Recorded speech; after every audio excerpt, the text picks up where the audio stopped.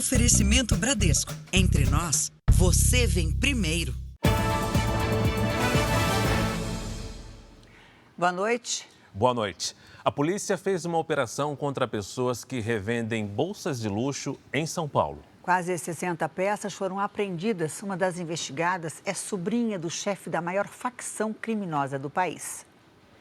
O mercado dos brechós virtuais foi o ponto de partida da investigação. Em aplicativos de mensagem, artigos de luxo usados são anunciados. Bolsas de marcas internacionais que custam em média de 10 a 15 mil reais. Um dos produtos chamou a atenção da polícia. Essa bolsa pertence à influenciadora Mirella Santos, mulher do humorista Ceará. O casal foi vítima de um furto em São Paulo em abril deste ano. Os ladrões invadiram a casa deles e levaram bolsas de grife e um cofre. A tatuagem na mão que segura a bolsa de Mirella ajudou a polícia a identificar uma suspeita. Bárbara Alves Mota se apresenta nas redes sociais como Bárbara Camacho.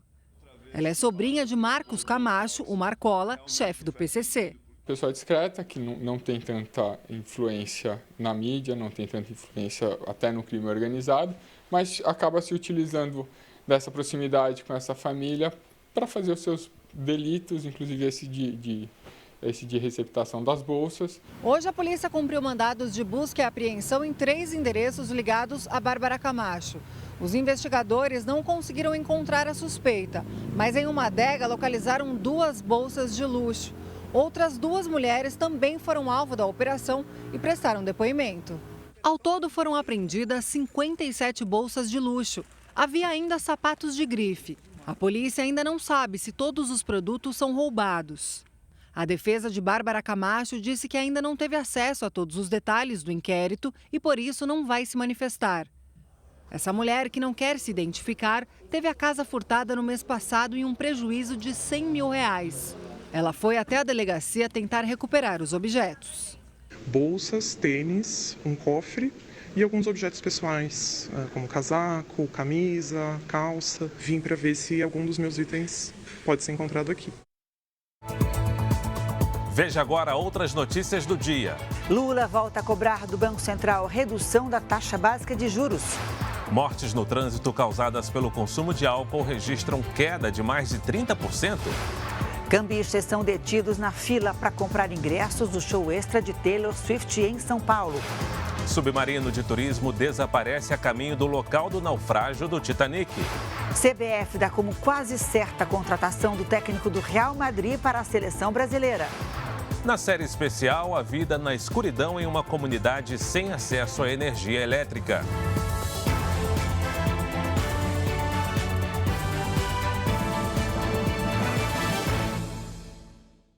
Oferecimento: Bradesco. Nunca execute arquivos enviados por e-mail ou mensagem.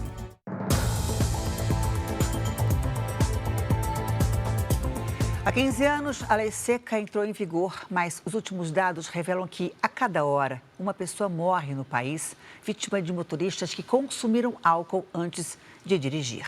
Enquanto o número de acidentes caiu, o de internações subiu. Na blitz da Polícia Militar, motoristas passam pelo teste do bafômetro. O sinal vermelho indica que a pessoa ao volante consumiu álcool e infringiu a lei seca. A lei que proíbe álcool e direção completa 15 anos e apresenta resultados diferentes. Um levantamento comparou os acidentes envolvendo motoristas que consumiram bebida alcoólica em 2010 e 2021. O número de mortes por 100 mil habitantes caiu 32%. Mas o número de internações aumentou 34%. Acidentes que antes terminavam num desfecho fatal, que resultavam em mortes, hoje em dia eles são menos graves. As maiores vítimas e os maiores causadores dos acidentes hoje são os homens. 85% das internações são de homens. Em média, a cada hora, o Brasil registra 8,7 internações e uma morte em razão de acidentes provocados pelo uso de álcool. Danilo é mais uma vítima da irresponsabilidade. Foi atropelado por um motorista embriagado e perdeu a perna esquerda. Eu estava na minha via, e no cruzamento o rapaz veio, que ele estava numa adega. Ele estava bebendo, com os amigos dele e acabou me pegando no cruzamento. Me jogou contra o poste e ele foi embora sem prestar socorro. Para manter o trabalho como cabeleireiro, improvisou um salão em casa. A minha resistência não é mais a mesma, então, dando um exemplo prático, se eu cortava 15 cabelos, 10 cabelos seguidos, hoje se eu corto 5, 6, eu já tenho que ter uma pausa maior, assim, de descanso. A lei prevê a suspensão da habilitação por 12 meses, além de multa para quem dirige embriagado, mas na prática, a punição não é automática.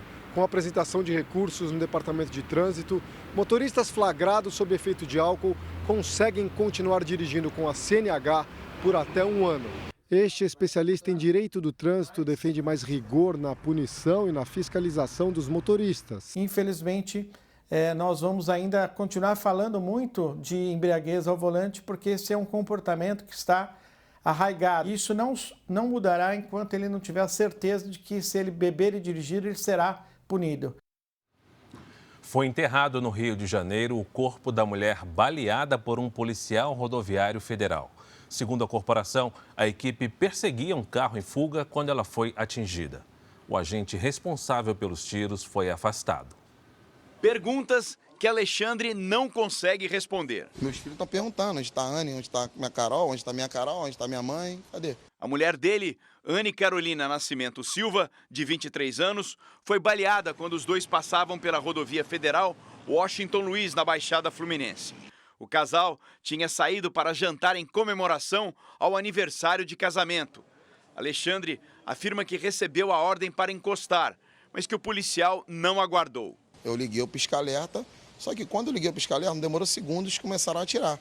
Eu não tenho como parar no meio da Washington Luiz, que ali é a rodovia larga. O agente responsável pelos disparos não teve o nome divulgado. Ele foi afastado das ruas e preso.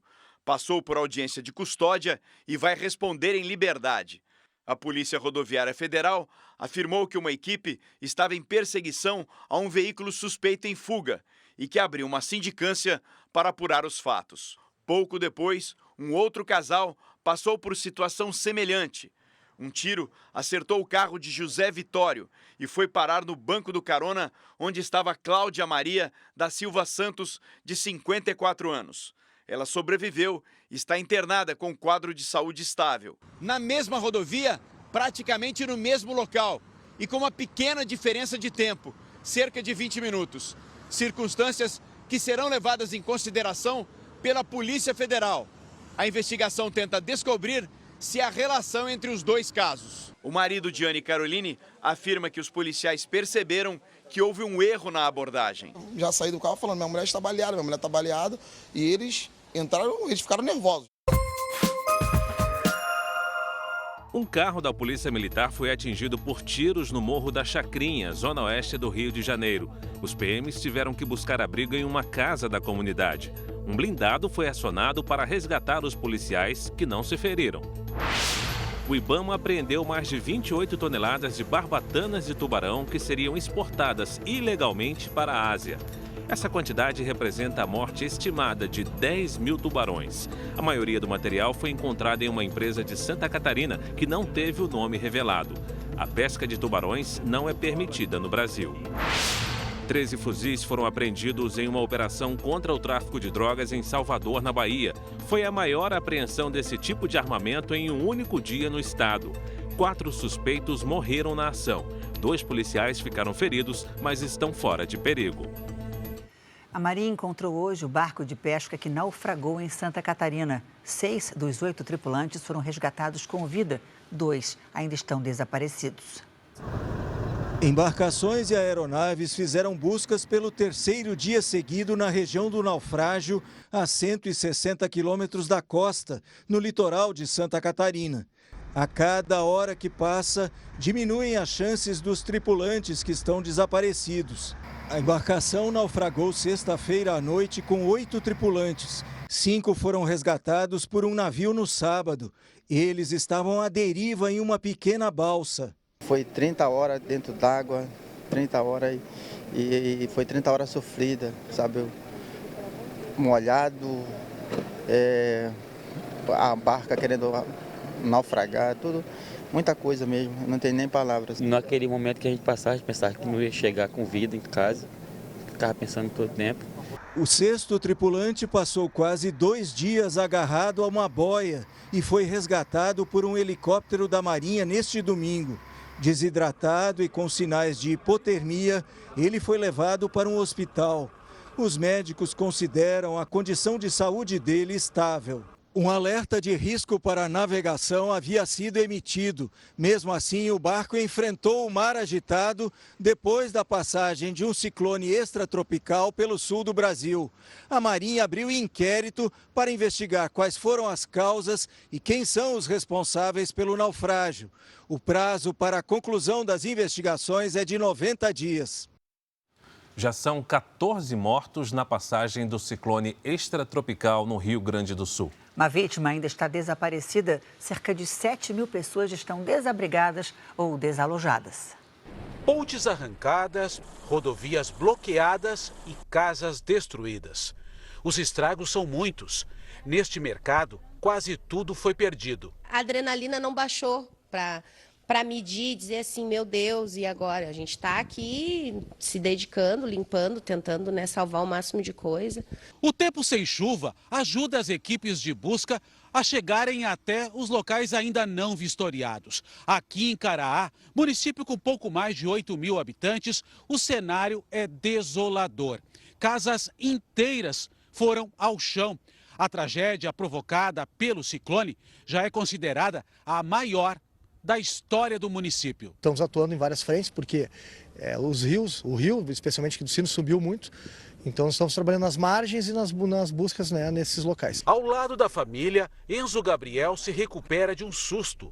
O menino de 10 anos estava na casa do pai quando foi levado pela enxurrada e ficou mais de 24 horas desaparecido. Não tinha o que fazer naquele momento. A gente só orou e foi isso, agora a gente está vivo, graças a Deus. Eu só gritava, queria ir atrás do meu filho de qualquer maneira. Se tivesse que sair correndo de a pé, eu ia. Em todo o Rio Grande do Sul, são mais de 3.000 pessoas desabrigadas e outras 4.000 desalojadas. A Defesa Civil e Corpo de Bombeiros estão recolhendo mantimentos para ajudar quem precisa. A casa onde Ângela e Celso moravam foi totalmente destruída pela força da água. Foi arrastado, desceu o rio abaixo. Móveis, geladeira, fogão, freezer, tudo desceu. Em meio aos escombros, no pouco que sobrou, o casal encontrou uma foto do casamento. Se a gente for autorizado, nós vamos reerguer. A gente quer reerguer. A Polícia Militar de Minas Gerais vai investigar as denúncias de assédio sofrido por uma ex-servidora. Ela procurou apoio psicológico na PM e as denúncias teriam vazado. Bruna Selle trabalhou como policial militar por quase 7 anos em Barbacena, na zona da Mata Mineira. Em vídeo publicado numa rede social, ela conta sobre os abusos que teria sofrido. Quando eu comecei a falar não, quando eu comecei a não ceder a nada, eu comecei a ser prejudicada nas escalas, a famosa punição velada. Eu procurei um tratamento psicológico da polícia, só que não houve sigilo. O que eu contei ali vazou e todo mundo começou a saber. E aí eu comecei a ser mais punida ainda. Hoje ela mora em Cuiabá, em Mato Grosso, e não trabalha mais na área de segurança pública. Eu sofri esse assédio, né? Passei por momentos muito difíceis e eu não via saída ali para mim, entende? E eu também vi muitas pessoas que passavam por isso, então eu desanimei, desmotivei de continuar. As acusações de Bruna são muito parecidas com as feitas pela escrivã Rafaela Drummond, que morreu no início do mês. A Polícia Civil investiga se o ambiente de trabalho teria interferido na morte dela. Vídeos e áudios que relatam o suposto assédio estavam no celular da servidora e vão passar por perícia. Está sendo analisado pela perícia técnica, pela investigação, de quem que é a voz, quem que não é? Então, isso daí já é uma fase de um trabalho que está sendo desenvolvido lá. Em nota, a Polícia Militar de Minas Gerais informou que o policial acusado pela ex-PM Bruna foi transferido para outra cidade. Ainda de acordo com a instituição, foram instaurados 2 procedimentos para apurar as denúncias. Um carro desgovernado invadiu uma loja num shopping no Rio de Janeiro. As imagens do estacionamento mostram que o motorista bateu num outro veículo e seguiu reto até virar à esquerda, destruindo a vitrine. Ele teria passado mal enquanto dirigia. Ninguém ficou ferido com gravidade. Em menos de 15 dias, o programa de redução de preços de veículos já usou quase 65% da verba reservada pelo governo. A redução do preço foi fundamental para a Aline fechar o negócio. Eu sou confeiteira profissional e eu trabalho também com carro, né? Para levar para os clientes, né? Não pretendia pegar carro agora, até porque o meu carro tava top ainda, né? Mas eu tive essa oportunidade e eu não posso deixar passar, né? Nesta agência, no Rio de Janeiro, os descontos chegam a R$10 mil. A redução faz parte do Programa Federal de Incentivo ao Setor, que concede benefícios tributários para as montadoras em troca de descontos para o consumidor final. Pela regra, as reduções variam de R$2 a R$8 mil e valem apenas para carros novos, que custem até R$120 mil. Mas as montadoras e concessionárias podem reduzir os preços ainda mais se quiserem. Já o cliente assume o compromisso de ficar com o veículo por no mínimo 6 meses antes de tentar revender. Isso para coibir a prática de especulação com incentivos do governo. Em menos de 15 dias, o programa de incentivo já utilizou 64% da verba reservada para a redução de preços dos veículos leves. Segundo o governo federal, o projeto acaba quando a meta for alcançada. Mas representantes do setor já estão comemorando. Nesta agência, a procura dobrou de uma semana para outra. Nós tivemos aí desde o tempo pós-pandemia, né, nosso maior fluxo aí de procura de clientes, de passagem de clientes em todas as nossas concessionárias de veículos. Segundo o governo federal, o setor responde por 20% de tudo que a indústria de transformação movimenta, mas está com metade da capacidade ociosa. Ao todo, R$1,5 bilhão foram destinados ao programa. A maior parte é voltada para ônibus e caminhões, que podem ter descontos de R$33 mil a R$99 mil. Eu tenho 2 filhos também que vão tirar agora a carteira agora no final do ano, então isso tudo vai me ajudar.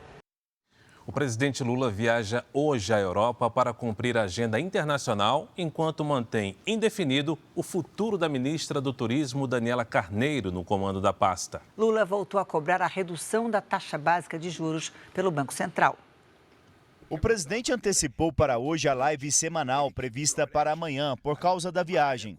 Lula voltou a criticar a política de juros e o presidente do Banco Central, Roberto Campos Neto. Nesta semana, o Comitê de Política Monetária se reúne para definir a taxa básica de juros, que está em 13,75% ao ano. Apenas o juro precisa baixar, porque também não tem explicação.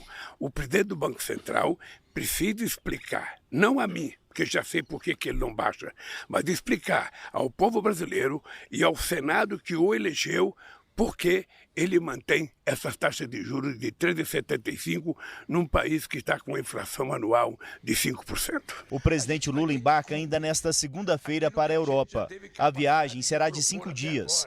Lula terá reuniões com os presidentes da Itália, Sérgio Mattarella, e da França, Emmanuel Macron. Já a situação da ministra do Turismo, Daniela Carneiro, deve ser definida nos próximos dias. A saída dela é dada como certa, já que a ministra não representa mais a bancada do União Brasil no Congresso e o governo busca mais apoio político.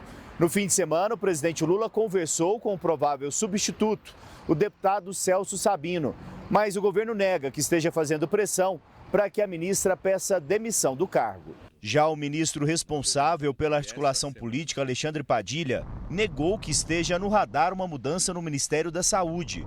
Ele afirmou que não houve pressão por parte do presidente da Câmara, Arthur Lira, para uma troca de comando na área. Eu quero ser justo com o presidente Arthur Lira, tanto para mim quanto ao presidente Lula. Em nenhum momento o presidente Arthur Lira reivindicou qualquer ministério, ocupar qualquer ministério do governo. O presidente Lula, em nenhum momento, desde a montagem do seu governo, desde a escolha dos ministros e ministras, colocou o Ministério da Saúde como cota partidária de qualquer partido.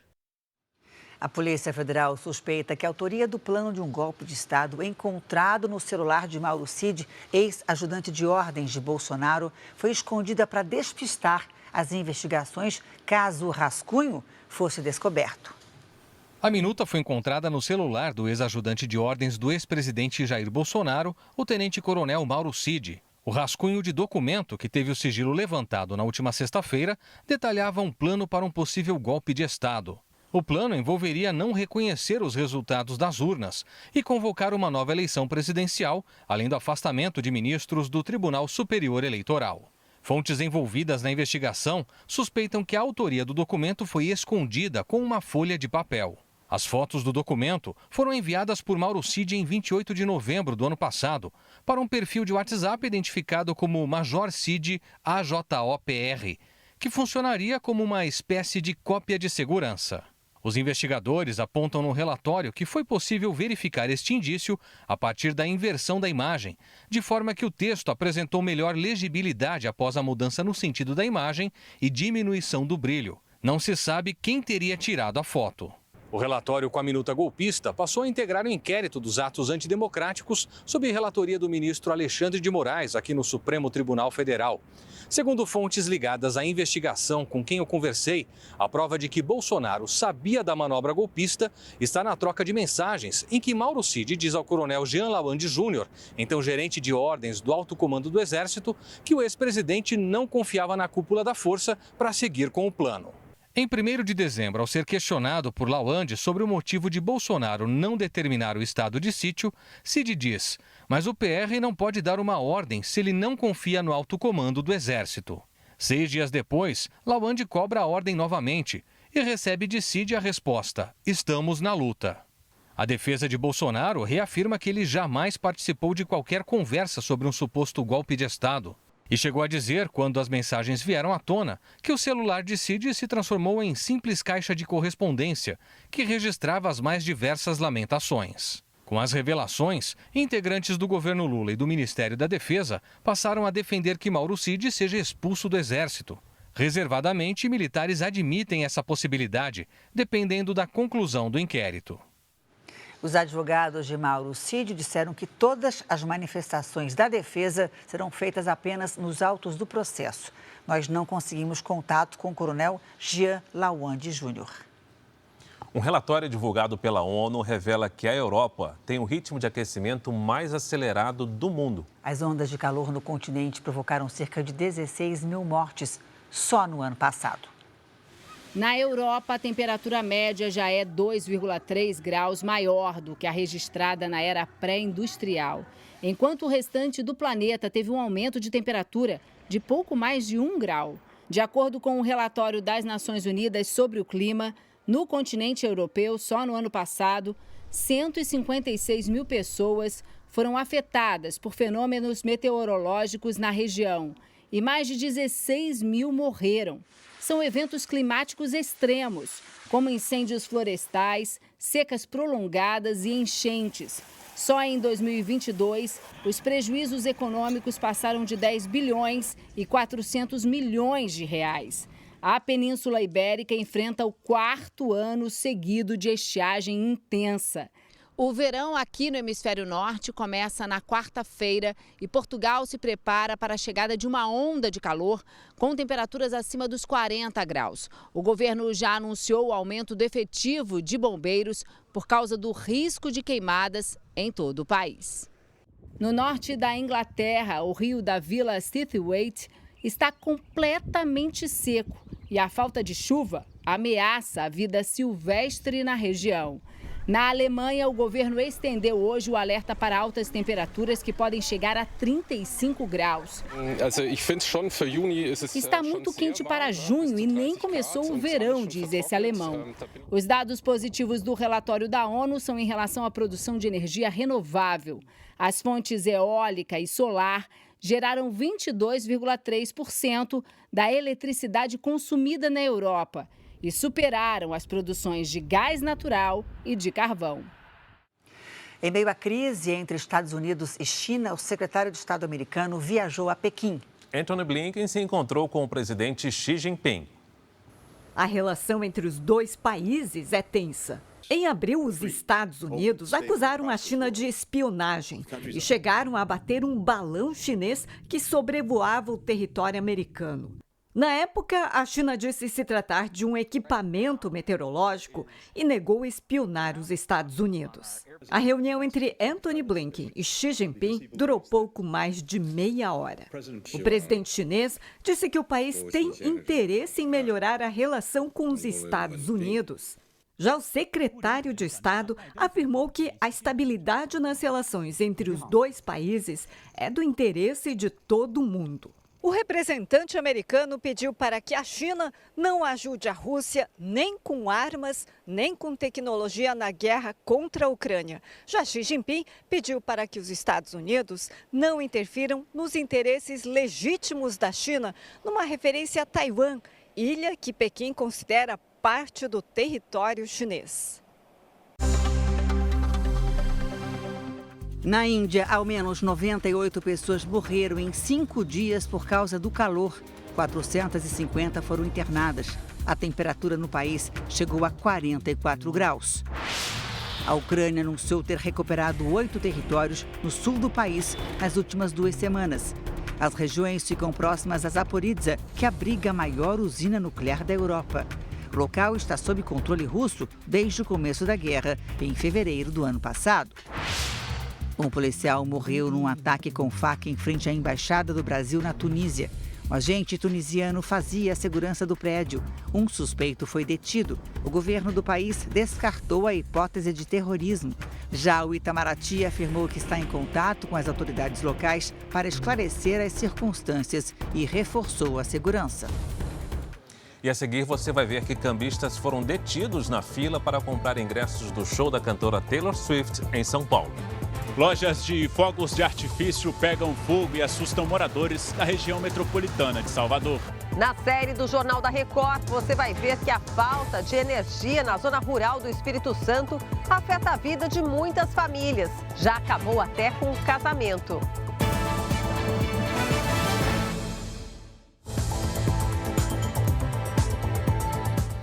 25 pessoas foram detidas em São Paulo durante a venda de ingressos para o show da cantora americana Taylor Swift. A suspeita é de compra de entradas para revender por um valor muito maior. Depois de dias na fila, o alívio por conseguir o ingresso. Meu Deus, eu passei na fila assim, eu passava frio, eu tô gripada. Tava com medo, porque tava tendo muita briga desses cambistas. E eu tava morrendo de medo de acontecer alguma coisa, de acabar alguém se machucando. Muitos fãs da cantora estavam acampados na porta do estádio.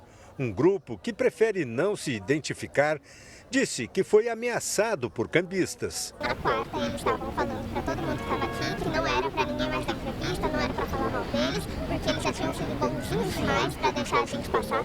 Depois da confusão entre fãs e cambistas na semana passada, uma operação da Polícia Civil e do Procon foi montada nas bilheterias oficiais do evento. Acompanhando tanto aqui presencialmente na venda física, como remotamente no site de vendas, se a fila está sendo respeitada. 25 pessoas foram levadas à delegacia. Nas entrevistas que fizemos, várias pessoas com cartão bancário em nome de terceiros, e quando indagado quem era a titularidade, a quem pertencia aquele cartão, essas pessoas não conseguiram responder. Todos os detidos foram liberados depois de prestar depoimento. Os fãs da cantora que estavam na fila disseram que os cambistas ofereciam ingressos que custam R$ 375 por R$ 1.800, ou 380% mais caros. A gente, como fã, a gente faz de tudo, então a gente acaba passando por isso, né? Acaba aceitando essas coisas. Uma loja de fogos de artifício pegou fogo na região metropolitana de Salvador. O local não tinha permissão para funcionar. As explosões começaram por volta das 9 da manhã e duraram 2 horas. Uma loja que vendia fogos de artifício pegou fogo e atingiu barracas vizinhas que vendiam o mesmo tipo de produto. Quando os bombeiros chegaram, as chamas ainda estavam altas. A loja fica no centro de Simões Filho, cidade da região metropolitana de Salvador. O dono de uma das barracas teve ferimentos leves. A rua onde tudo aconteceu é bastante movimentada e, apesar do susto, ninguém ficou gravemente ferido. Mas, de acordo com a polícia, a loja e as barracas que pegaram fogo estavam em situação irregular. Não tinham, por exemplo, o auto de vistoria do Corpo de Bombeiros, que atesta que o local possui condições de segurança contra incêndio. Nesta época do ano, com as festas juninas, é comum encontrar comércios clandestinos de fogos de artifício.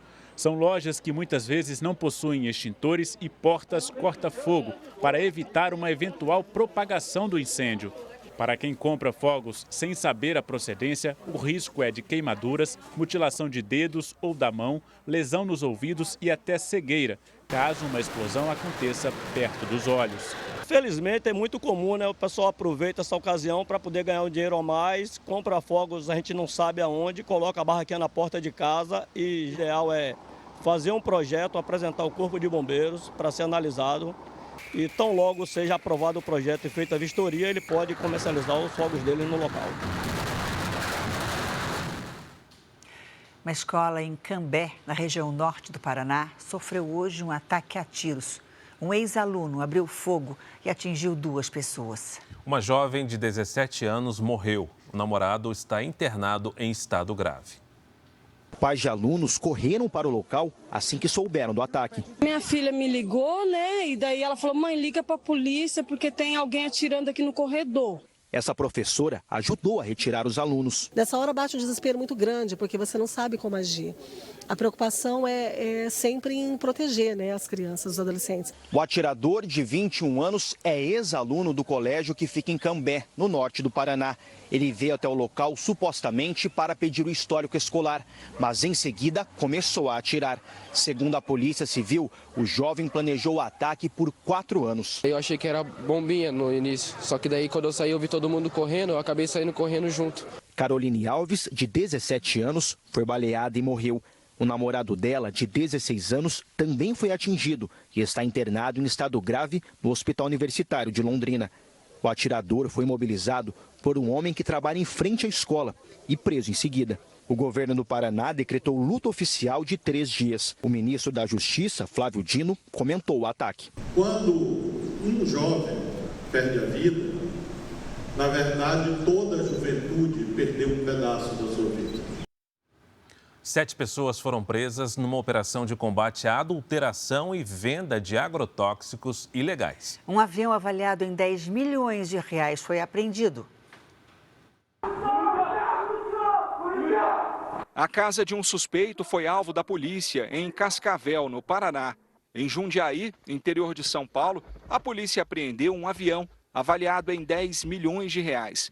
E na casa de um guarda civil de Varginha, em Minas Gerais, foram apreendidos R$ 175 mil em espécie. No total, foram cumpridos mandados de busca e apreensão e de prisão em cidades de Goiás, São Paulo, Minas Gerais, Paraná e Maranhão.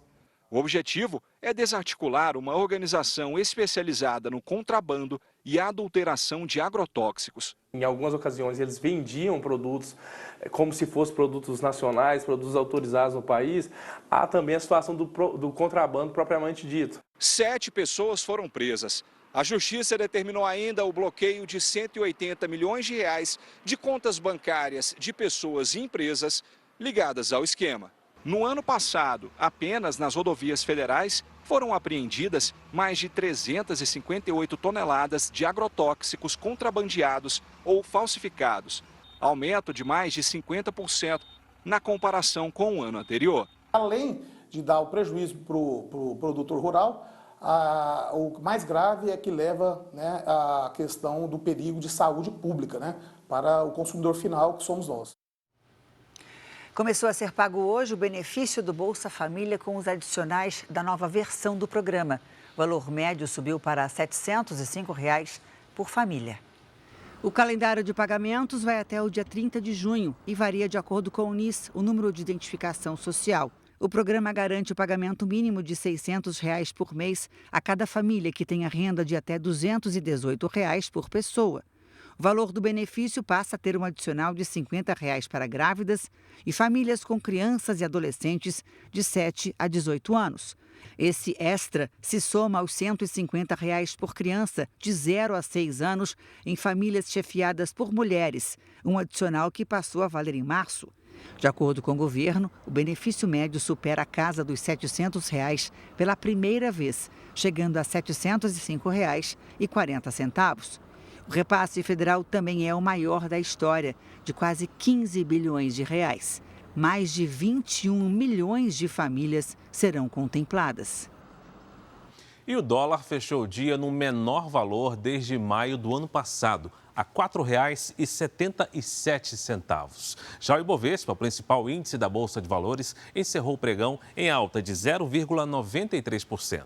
Os indicadores refletem a previsão de inflação menor no Brasil e a expectativa do anúncio sobre a taxa básica de juros esta semana.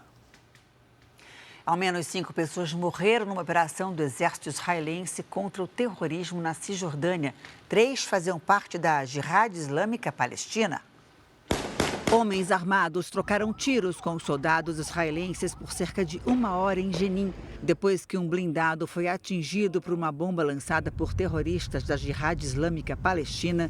O exército de Israel disparou 2 mísseis de um helicóptero, o que não acontecia há décadas. Cerca de 90 pessoas ficaram feridas, entre elas 8 militares israelenses que foram levados ao hospital. A autoridade palestina afirmou que Israel quer intimidar e destruir o povo palestino.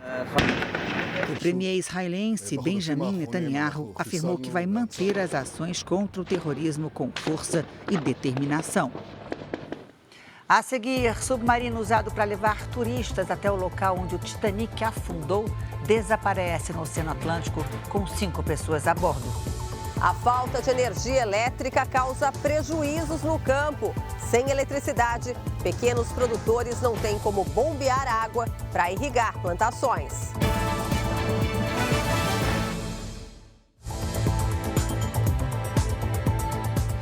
Na contagem regressiva para o inverno, São Joaquim, na Serra Catarinense, bateu o recorde de frio dos últimos anos. Oi, Lidiane, boa noite para você. Isso significa que a gente vai ter um inverno rigoroso? Olha, teremos frio sim, mas menos intenso, Janine. Boa noite para você, boa noite, Fara, boa noite a todos que nos acompanham. Logo cedo, as baixas temperaturas provocaram geada em vários pontos da Serra Catarinense. São Joaquim registrou 7,9 graus negativos e até um boneco de gelo foi montado. A atmosfera está mais quente em relação aos anos anteriores. Então, no geral, o Brasil terá calor acima da média, com poucas ondas de frio em todas as regiões, exceto no Rio Grande do Sul. Por enquanto, o ar polar mantém o tempo aberto e frio no centro-sul do país. A terça-feira começa com geada no interior do Rio Grande do Sul, de Santa Catarina, no sul do Paraná e de Minas Gerais. No Nordeste, os ventos úmidos do mar mantêm as nuvens carregadas no litoral. A chuva frequente pode causar transtornos no Recôncavo Baiano, em Sergipe e em Alagoas. Chove também no Pará, no Amapá, em Rondônia e no Amazonas. Em todas as áreas claras do mapa, aí sim, tempo firme. Em Porto Alegre, faz no máximo 19 graus à tarde. No Rio de Janeiro, 24. Em Cuiabá, 33 e até 31 em Rio Branco. Em São Paulo, semana ensolarada. Nesta terça, máxima de 22. Na quarta, 23. Na quinta, 25. E olha só, na sexta, até 26 graus. Vamos então ao Tempo Delivery. A Francisca é de Uiraúna, na Paraíba. Lide. Vamos lá. Francisca, tudo bem com você? Olha, sol, nuvens e pancadas de chuva só para refrescar, viu? Máximas entre 29 e 30 graus até quinta. Você sabe que em Minas Gerais tem uma cidade chamada Tocantins, né? E a Daiane participa com a gente também no Delivery. Tempo Delivery é cultura também, Fara. Daiane, boa noite para você. Olha, nada de chuva esta semana, viu? Mesmo com o friozinho, cuidado com a baixa umidade do ar. Hidrate-se. Amanhã faz 21 graus. Faça como eles e participe também aqui do Tempo Delivery pelas redes sociais com a hashtag #VocêNoJR. Janine, Fara. Obrigada, Lídia. Obrigado, até Lídia. amanhã. A CBF dá como quase certa a contratação do técnico do Real Madrid para a seleção brasileira. O italiano Carlo Ancelotti assumiria o comando da equipe no meio do ano que vem. O Jornal da Record apurou que já existe um acerto entre a Confederação Brasileira de Futebol e o Real Madrid. Mas Carlo Ancelotti quer cumprir o contrato com o time espanhol, que se encerra no meio do ano que vem. Ancelotti já treinou brasileiros campeões do mundo, como o Ronaldo Fenômeno, Kaká e Ronaldinho Gaúcho. Da seleção atual, trabalha com Rodrigo e Vini Júnior no Real Madrid. Agora, o italiano deve ficar responsável pela equipe que vai disputar a Copa em 2026. Por aqui, o técnico já tem torcida. No Brasil, no momento, não tem ninguém que possa corresponder como ele. Uma experiência muito boa para os jogadores também, que é um técnico estrangeiro. Nenhuma das partes envolvidas deve confirmar o acordo por enquanto. Legalmente, Ancelotti precisa esperar até janeiro, 6 meses antes do fim do contrato com o Real Madrid, para assinar com a CBF. Mas em conversas informais, o presidente da entidade, Edinaldo Rodrigues, já teria recebido do italiano a garantia de que ele assumirá a seleção. Hoje o time é comandado pelo técnico interino Ramon Menezes, que deve trabalhar com uma pessoa indicada por Ancelotti para realizar a transição do cargo. Até a chegada do novo treinador, o Brasil vai ter jogado 6 das 18 partidas das eliminatórias da Copa. A Justiça da Espanha definiu que o jogador Daniel Alves será julgado entre outubro e novembro. Segundo o jornal El Periódico da Espanha, as investigações chegaram ao fim e a data só seria adiada se a defesa ou a promotoria indicassem outras provas. Preso desde janeiro, Daniel Alves já entrou com 3 pedidos para responder às acusações em liberdade, mas todos foram negados. Ele pode pegar uma pena de até 12 anos de prisão se for condenado por estupro. Um submarino usado para levar turistas até o local onde o Titanic afundou desapareceu no Oceano Atlântico com 5 pessoas a bordo. São 3.800 metros de profundidade. A viagem leva até o mais famoso navio naufragado do mundo, na costa do Canadá. Mas, no meio da expedição, o submarino perdeu a comunicação com a base. O Titanic afundou em 1912 após bater em um iceberg. Os destroços só foram encontrados mais de 70 anos depois. O passeio começa com um navio que sai de St. John's, no Canadá, e vai até o ponto do naufrágio. De lá parte o submarino. A expedição custa em torno de $250 mil por pessoa, cerca de R$1,2 milhão. Aqui em Orlando é possível ver esta maquete do Titanic, um navio de luxo para a época. Para chegar até ele, o submarino alcança até 4.000 metros de profundidade e tem o tamanho mais ou menos de um caminhão. A capacidade é para 5 pessoas, com reserva de oxigênio de até 4 dias. Para se ter uma ideia, para descer até o Titanic e retornar à superfície, são necessárias 8 horas. Dentro do submarino cabem até 3 turistas que vão acompanhados do piloto e um tripulante. Segundo a empresa que promove o passeio, todos os esforços estão sendo feitos para trazer todos de volta em segurança. As guardas costeiras canadense e americana fazem buscas pelo submarino. Segundo esse especialista, existe uma chance de ter acontecido um problema na comunicação do submarino com a base e a embarcação ainda estar operando. As identidades das pessoas a bordo não foram divulgadas, mas já se sabe que o bilionário britânico Hamish Harding, de 59 anos, que trabalha no ramo da aviação, havia anunciado que participaria da viagem nas redes sociais. De volta ao Brasil, 1.600.000 pessoas não têm acesso à rede elétrica no país. São 400.000 famílias com a renda afetada e sem poder guardar comida na geladeira ou até mesmo tomar um banho quente. Na série especial desta semana, como é a vida desses brasileiros? Hoje você vai ver que a falta de luz foi responsável até pelo fim de um casamento numa comunidade do Espírito Santo.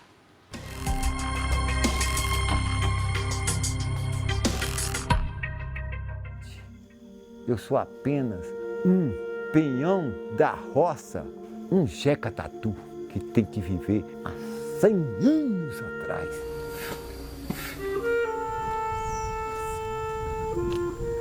Os dias passam como o apagar de uma vela nesta comunidade no norte do Espírito Santo, Jaquase, Bahia. O horizonte, mais uma vez, anuncia a escuridão sem fim. O rancho, erguido há 4 anos, nunca teve energia elétrica. É como voltar ao passado. E enfrentar a noite deve ser um desafio. Com certeza, Ingrid. Todo mundo tem medo da noite. A luz é aquilo que nos dá um pouco de segurança. A gente vive procurando a luz.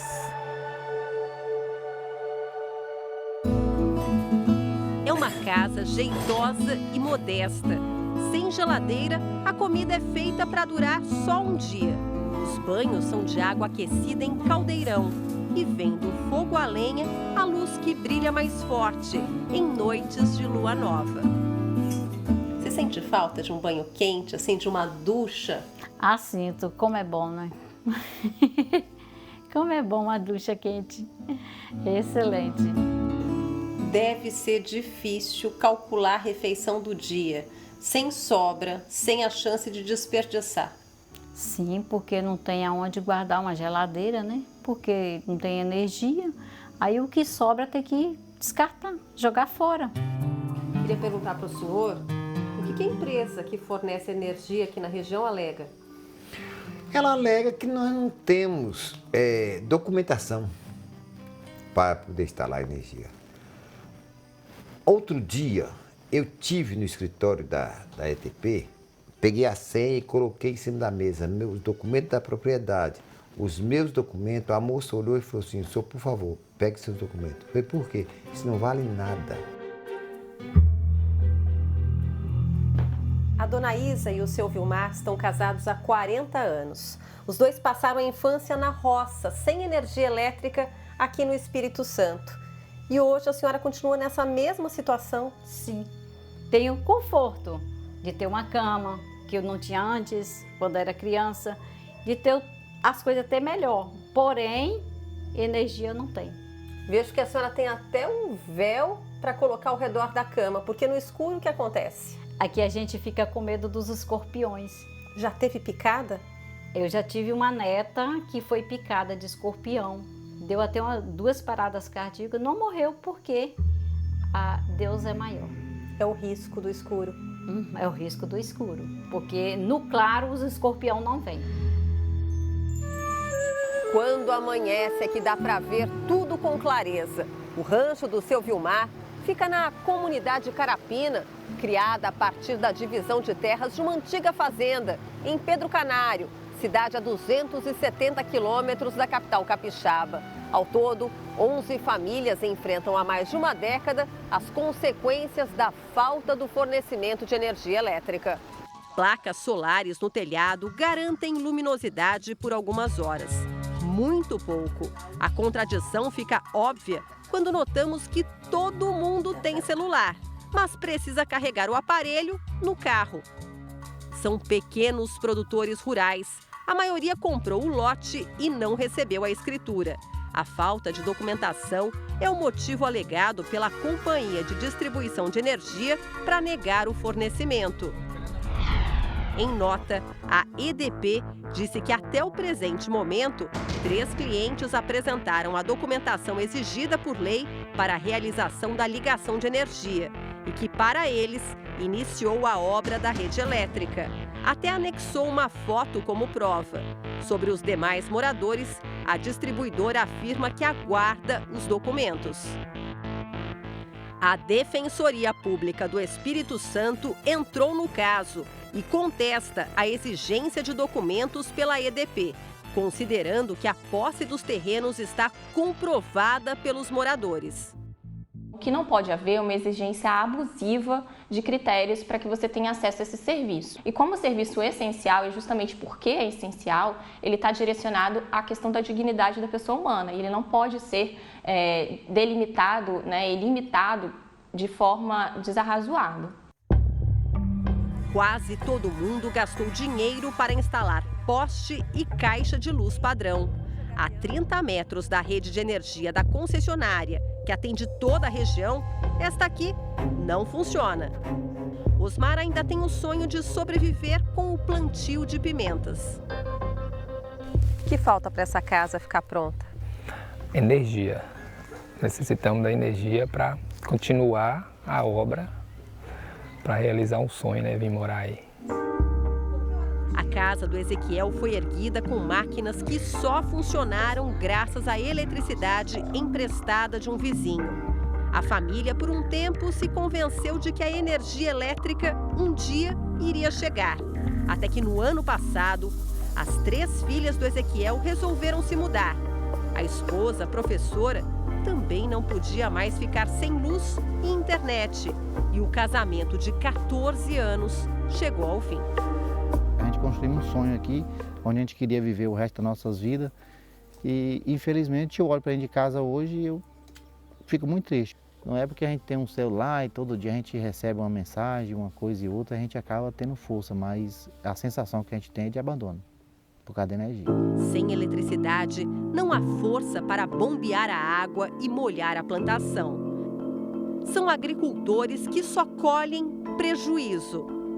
O investimento no que não vinga sai muito mais caro do que os boletos de conta de luz e água.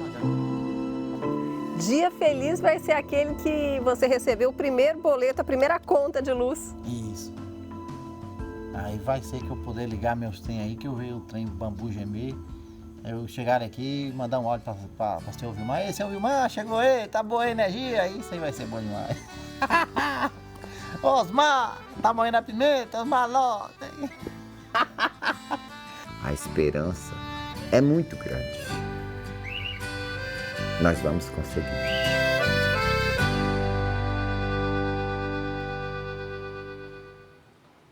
Essa edição termina aqui. À 00:30 tem mais Jornal da Record. A partir de hoje, você acompanha uma semana especial da série Reis. Fique agora com um momento marcante que muda o rumo da história do rei Davi, o pecado. Boa noite e a gente se vê amanhã. Excelente noite para você.